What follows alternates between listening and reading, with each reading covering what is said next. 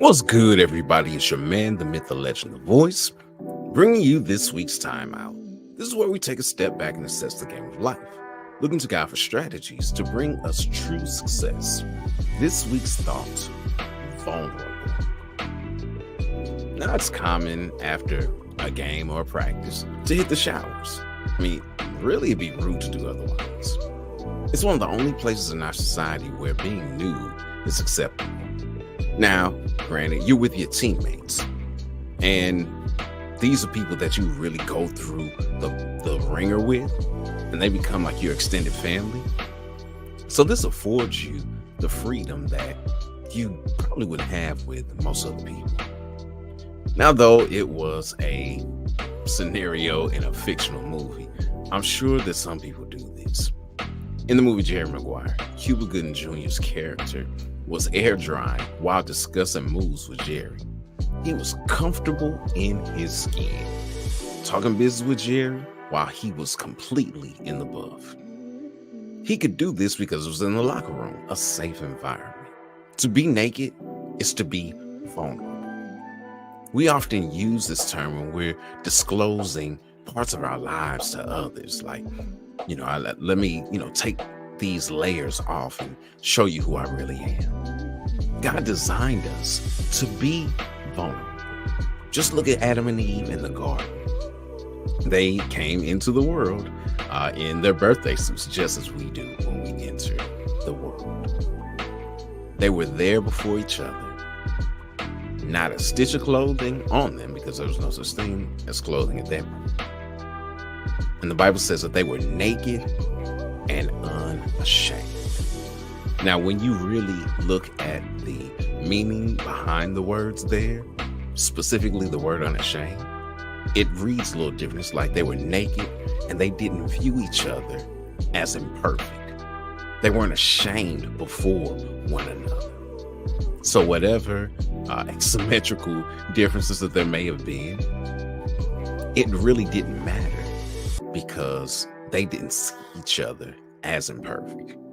Unfortunately, sin entered the scene and messed things up for everybody.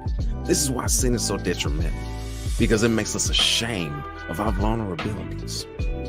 It does that because it also opens us up to pain and offense that can come from being vulnerable. People taking advantage of our vulnerabilities, making fun of us, using those things to twist us and to get us to do things that they want to do, manipulating us because of our vulnerabilities.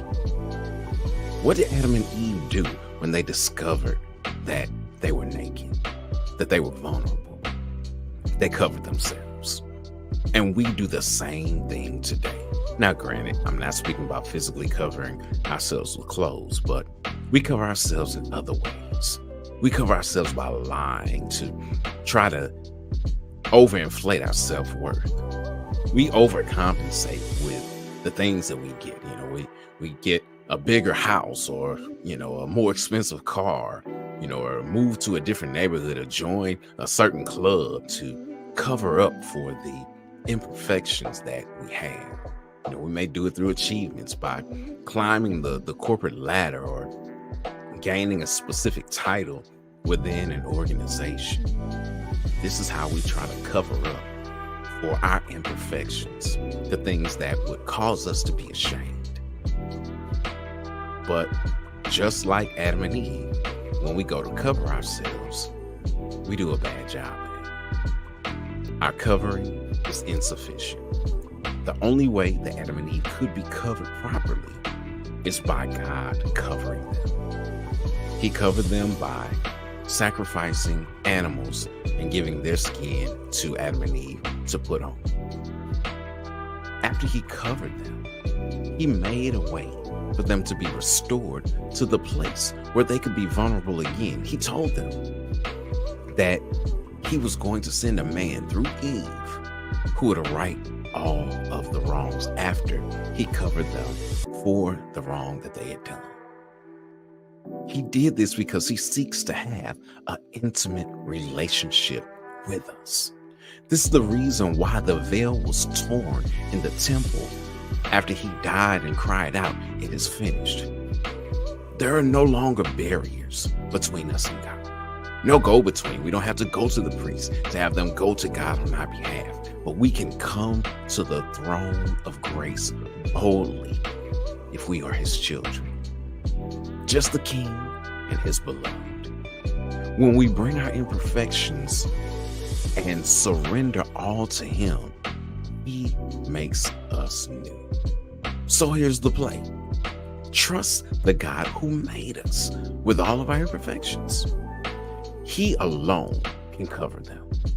He can be trusted with all that we are, and we can trust him to make us all that we are to be. It's your man, the myth, the legend, the voice with this week's Time Out. All right, time to get back in the game of life. Until next week, ready, break.